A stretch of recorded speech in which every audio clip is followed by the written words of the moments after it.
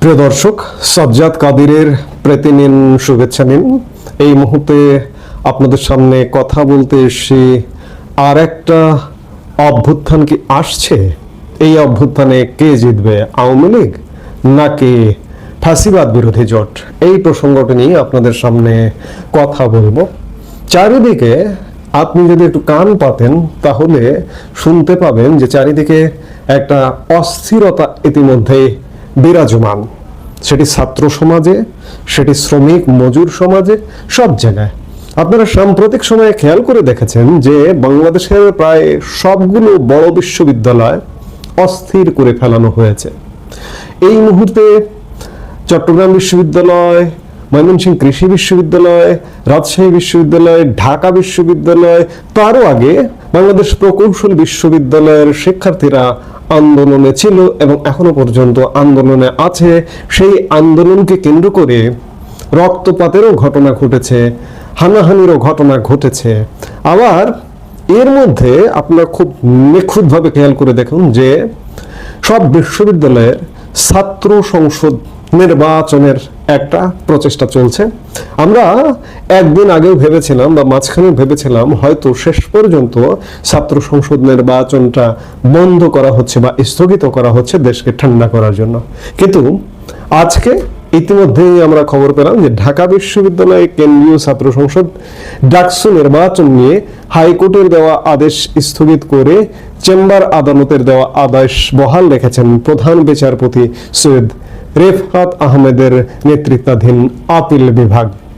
High court DUCSU নির্বাচনকে আগামী 30 October পর্যন্ত স্থগিত করেছিল, কিন্তু আজকে আপিল বিভাগের পূর্ণাঙ্গ বেঞ্চ চেম্বার জজ আদালত যে রায়টা দিয়েছিল হাইকোর্টের রায়ের প্রেক্ষিতে যে নির্বাচন হতে কোনো বাধা নেই, সেই রায়ে আবারও সেই রায়ের আলোকেই আদেশ দিল।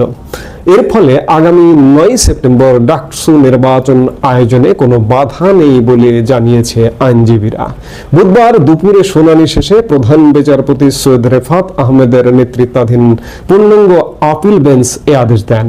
বিষয়টি নিশ্চিত করে বুধবার দুপুর 1:45 নিজের ভেরিফাইড ফেসবুকে একটি পোস্ট দিয়েছেন ঢাকা বিশ্ববিদ্যালয়ের আইনজীবী শিশির মনির।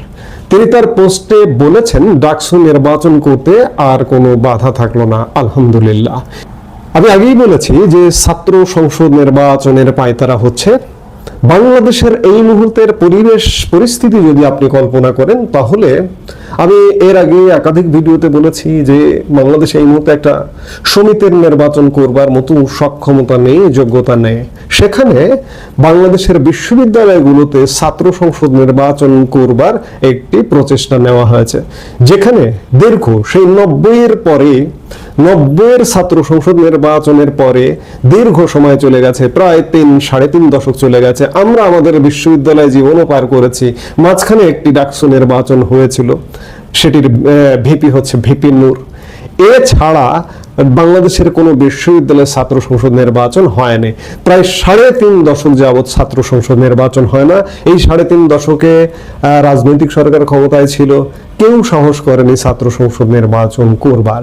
কিন্তু আজকে যখন দেশে অস্থিতিশীল পরিবেশ, চারিদিকে টালমাটাল অবস্থা, কোনো কিছু সামনে রাখা যাচ্ছে না, সেই মুহূর্তে মরার উপর বা খড়ার ঘাট সামনে আনা হচ্ছে ছাত্র সংসদ নির্বাচন।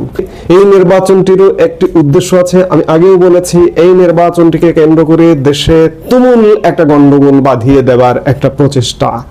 এই প্রচেষ্টার অংশ হিসেবে দেশকে, বর্তমান ব্যবস্থাকে প্রচন্ড একদম পুরোপুরি অচল অবস্থায় ফেলে দেওয়া, অচল অবস্থায় ফেলে দিয়ে সরকার ফেলে দেওয়া, রাষ্ট্রপতিকে ফেলে দেওয়া এবং সবকিছু বানচাল করে দিয়ে একটা বিপ্লবী সরকার গঠন করা।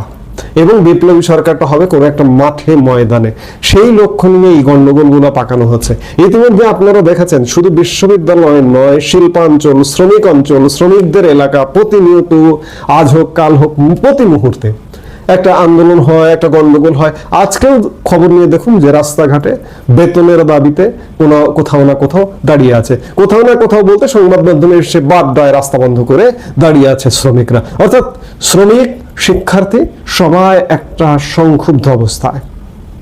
যারা চাইছে বর্তমান ব্যবস্থা, বর্তমান সরকার, বর্তমান সংবিধান বানচাল করে দিয়ে একটা বিপ্লবী সরকার, আরেকদিকে কারা চাইছে সেটিও একটু বলে নেওয়া ভালো।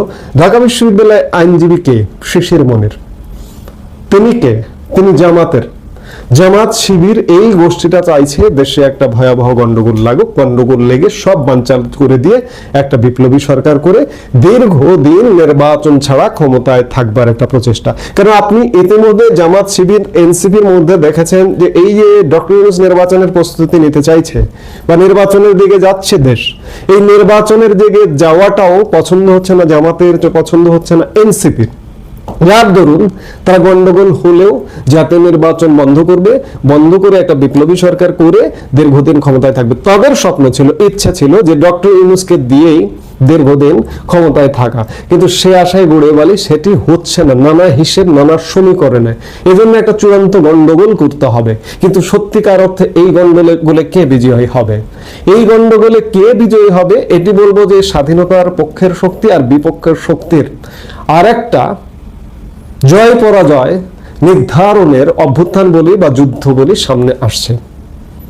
এই যে যারা দেশকে ভণ্ডুল করতে চাইছে তাদের প্রতিহত করার জন্য, যেমন বিএনপি নির্বাচন চায়, নির্বাচনের মাধ্যমে তারা ক্ষমতায় আসতে চায়। আবার এই মুহূর্তে কার্যক্রম নিষিদ্ধের আওয়ামী লীগ, তারাও দেশে একটা স্বাভাবিক পরিবেশ চায়, পরিস্থিতি চায়। এমনকি ইউনূসের অধীনেও তারা নির্বাচন চায় না, তত্ত্বাবধায়ক সরকারের অধীনে নির্বাচন চায়।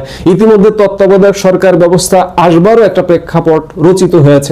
আগামী 21 অক্টোবর আপিল বিভাগেরও একটি রায়, এই রায়টাকে কেন্দ্র করে অনেক কিছু নির্ভর করবে বাংলাদেশের আগামীর রাজনীতির। তো কাজেই আওয়ামী লীগ নিষিদ্ধ হলেও আওয়ামী লীগ নির্বাচন চায় এবং ফ্রি, ফেয়ার এন্ড ক্রেডিবল একটা ইলেকশন এবং তত্ত্বাবধায়ক সরকারের অধীনে। বিএনপিও নির্বাচনে চায়। যারা নির্বাচন চায়, যারা বাংলাদেশকে সুষ্ঠু স্বাভাবিকভাবে দেখতে চায়, তাদের সাথে যারা দেখতে চায় না, যারা রক্তক্ষয়ী সংঘর্ষ চায়, সংঘর্ষ করে দেশকে ব্যর্থ করতে চায়, তাদের সাথে এই দুই পক্ষের মধ্যে, এমনকি বলবো বিএনপি আওয়ামী লীগ এক পক্ষ, আবার জামাত এনসিপি অন্যান্যরা এক পক্ষ, এই দুটো পক্ষ মিলিয়ে একটা সামনে বড় ধরনের সাংঘর্ষিক পরিস্থিতি উদ্ভব হবার খুব বেশি সম্ভাবনা আছে। এখন এই সাংঘর্ষিক পরিস্থিতিতে কিংবা এই রক্তক্ষয়ী সংঘর্ষে কে জিতবে সেটি এখনই সিদ্ধান্তে আসা কঠিন। স্বাধীনতার পক্ষ, মুক্তিযুদ্ধের পক্ষ আওয়ামী লীগ যদি প্রস্তুতি নিয়ে নামতে পারে, আওয়ামী লীগ তাদের হারানো অবস্থান ফিরে পেতে পারে, কিংবা বিএনপির কথা, বিএনপি আসলে খানিকটা দোদুল্যমানতা, বিএনপি জিতবে কিনা সেটিও বলা কঠিন। এই মুহূর্তে আসলে সত্যিকার অর্থে ডিসিশন দিয়ে দেওয়া নিতান্তই কঠিন। তবে আমরা আলাপটা এখানে শেষ করতে চাই। খুব শীঘ্রই হয়তো এই সেপ্টেম্বরেই, এই যে আগামী 9 তারিখ ডাকসু নির্বাচন, আজকে আমরা যে মুহূর্তে কথা বলছি 3 সেপ্টেম্বর, মাত্র এক সপ্তাহ। আগামী এক সপ্তাহের ব্যবধানে বাংলাদেশের রাজনীতিতে একটা আমূল পরিবর্তন আসবার সম্ভাবনা আছে। এই মুহূর্তে এ পর্যন্তই। সবাই ভালো থাকুন, সুস্থ থাকুন।